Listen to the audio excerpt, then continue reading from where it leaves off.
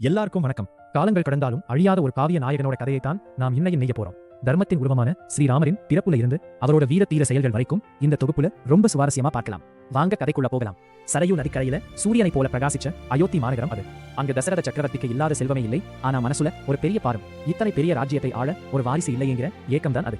தன் குலகுரு வசிஷ்டரோட ஆலோசனைப்படி ஒரு மாபெரும் யாகத்தை நடத்துகிறார். அந்த யாகத்தில் இருந்து ஒரு தேவதை தோன்றி ஒரு தங்க கிண்ணத்துள் பாயசத்தை கொடுக்கிறது. அதை தசரதர் தன் 3 மனைவிகளான கௌசல்யா, கைகேயி, சுமித்திரைக்கு பிரிச்சு கொடுக்கிறார். அந்த பாயசத்தோட மகிமையால அகிலத்தையே காக்குற மகாவிஷ்ணுவே கௌசல்யாவோட வயித்துல ராமனா வந்து பிறக்கிறார். மத்த 3 தம்பிகளும் பிறக்க அயோத்தியே திருவிழா கோலம் பூணுது. 4 பிள்ளைகளும் வளர்ந்து வாலிபர்களா நிற்கிறாங்க. அதுல ராமனும் லட்சுமணனும் நகமும் சதையும் போல. ராமர் இப்பவும் அமைதி, ஆனா வில் வித்தையில கில்லாடி. ஒரு நாள் கோபத்துக்கு பேர் போன விசுவாமித்திர முனிவர் அரண்மனைக்கு வர்றார். அவர் செஞ்ச யாகத்தை அரக்கர்கள் கெடுக்கிறதா சொல்லி அவங்களை அழிக்க ராமரை தன்னோடு அனுப்ப சொல்லி கேட்கிறார். தசரதர் பதவுறார். என் புள்ளை இன்னும் சின்ன பையன், அவனால் எப்படி அரக்கர்களை எதிர்க்க முடியும்னு கேட்கிறாரு.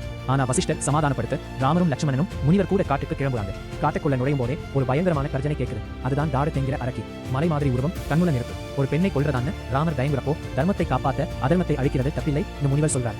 ராமர் விட்ட ஒரே அம்பு அந்த அரக்கியோட நெஞ்சுல பாய்ஞ்சு அவளை வீழ்த்திடுது. இதை பார்த்து சந்தோஷப்பட்ட முனிவர் ராமருக்கு பல ரகசிய அஸ்திரங்களை கற்றுக் கொடுக்கிறார். அந்த அஸ்திரங்களை வச்சு யாகத்தை தொந்தரவு செஞ்ச மற்ற அரக்கர்களையும் ராமர் துவம்சம் பண்றாரு. அங்கிருந்து மிதிலை நாட்டுக்கு அவங்க போற வழியில ஒரு ஆச்சரியம் நடக்குது. காலியான ஒரு இடத்துல இருந்து ஒரு கல்லு மேல ராமரோட கால் தூசப்படுது. அடுத்த நிமிஷம் அந்த கல்லு ஒரு அழகான பெண்ணா மாறுது. அவங்க தான் அகலிகை. பல வருஷமா சாபத்தால் கல்லா இருந்தவங்களுக்கு ராமரோட பாரஸ்பரிசம் முக்தி கொடுக்குது. இதுதான் ராமரோட தெய்வீக சக்தியை முதல்ல உலகம் பார்த்த இடம். அடுத்ததா மிதிலை அரண்மனை. அங்க ஜனக மகாராஜா ஒரு பெரிய சவால் வச்சிருக்காரு. அவரோட பொண்ணு சீதையை கல்யாணம் பண்ணிக்கணும்னா அங்க இருக்கிற பரமசிவனோட வில்லை வளைக்கணும். அந்த வில்லை 100 பேரால கூட நகர்த்த முடியாது. எத்தனையோ நாட்டு ராஜாக்கள் வந்து தோத்து போய் உட்கார்ந்து இருக்காங்க. விசுவாமித்திரர் கண்ணசைக்க ராமர் ரொம்ப சாதாரணமா அந்த வில்லை தூக்குறாரு. வளைக்க முயற்சி பண்ணும்போது அந்த வில் படார்னு 2ஆ உடையுது. அந்த சத்தம் கேட்டு ஆகாயமே அதிருது. ஜனங்களுக்கு அளவில்லாத சந்தோஷம். ராமருக்கும் சீதைக்கும் கல்யாணம் நிச்சயமாகுது. அயோத்தியில் இருந்து தசரதன் தன் பரிவாரங்களோட வர்றாரு. ராமன் சீதை கல்யாணத்தோட சேர்த்து மத்த தம்பிகளுக்கும் ஒரே நேரையில கல்யாணம் நடக்குது. கல்யாணம் முடிஞ்சு ஊருக்கு திரும்பும்போது கோபக்கார பரசுராமர் வந்து வழிமறிச்சு சவால் விடுறாரு. ஆனா ராமரோட சாந்தமான வீரத்துக்கு முன்னாடி அவரோட கோபம் கரைஞ்சு போயிடுது.